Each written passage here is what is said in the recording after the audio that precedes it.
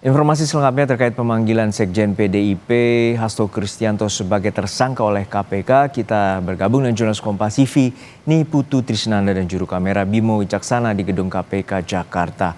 Putu, untuk saat ini Hasto mengajukan permohonan pra-peradilan untuk kedua kalinya. Lalu seperti apa dan kapan KPK akan memeriksa kembali Hasto? Ya, selamat siang Juno dan juga saudara. Memang betul penundaan pemeriksaan ini sudah diajukan oleh Hasto Kristianto dengan landasan bahwa pihaknya atau kubu Hasto Kristianto ini mengajukan kembali pra-peradilan dengan dua permohonan. Pertama terkait dengan perkara soal suap Harun Masiku kepada anggota KPU dan juga Bawaslu, dan yang satunya lagi ini berkaitan dengan perkara dugaan perintangan penyidikan dalam proses pencarian Harun Masiku. Tapi tadi saya mencoba mengkonfirmasi kepada pihak KPK yang saya coba colek begitu ya, yang saya coba hubungi adalah juru bicara KPK Tessa Mahardika terkait dengan bagaimana kemudian jalannya proses pemeriksaan, karena kalau kita melihat rangkaian proses pemeriksaan yang dilakukan KPK ini merupakan kali kedua KPK memeriksa Hasto Kristianto setelah ditetapkan sebagai tersangka dalam dua perkara tadi. Pertama terkait dengan perintangan penyidikan dan yang kedua adalah perkara dugaan suap Harun Masiku pada proses pergantian antar waktu.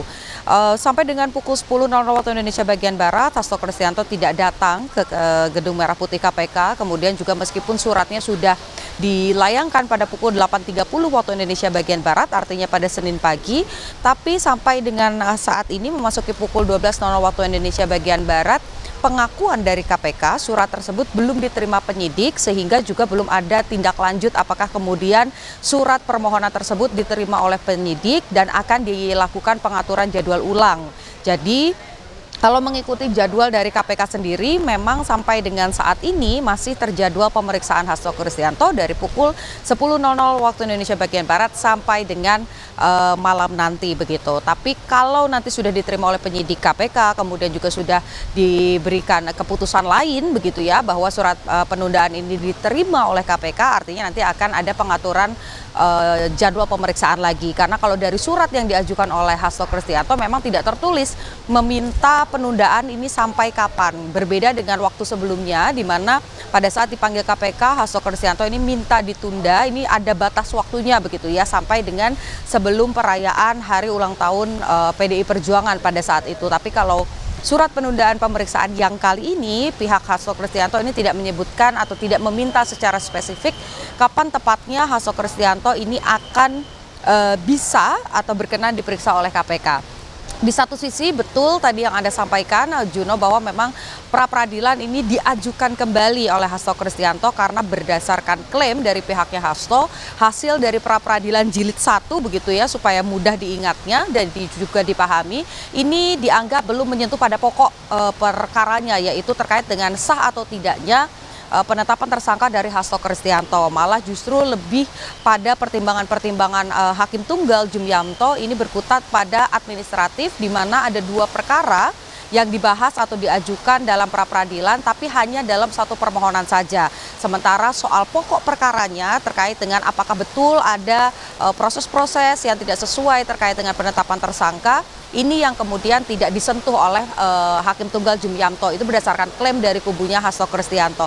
Oleh karena itu yang coba dilakukan oleh kubu Sekjen PDI Perjuangan Hasto Kristianto adalah mengajukan kembali pra-peradilan ke Pengadilan Negeri Jakarta Selatan. Ini tercatat sudah didaftarkan pada Jumat pekan lalu dengan dua permohonan untuk dua sprindik yang berbeda. Ya, ini pertama terkait dengan dugaan perintangan penyidikan, dan yang satunya lagi ada terkait dugaan suap kepada anggota ataupun petinggi KPU dan juga Bawaslu yang juga menyeret tersangka lain, seperti misalnya yang sampai dengan saat ini belum berhasil ditangkap oleh KPK, Harun Masiku. Jadi ada dua proses yang berjalan begitu, proses pemeriksaan berjalan di KPK, tapi proses pra-peradilan ini juga diajukan di Pengadilan Negeri Jakarta Selatan.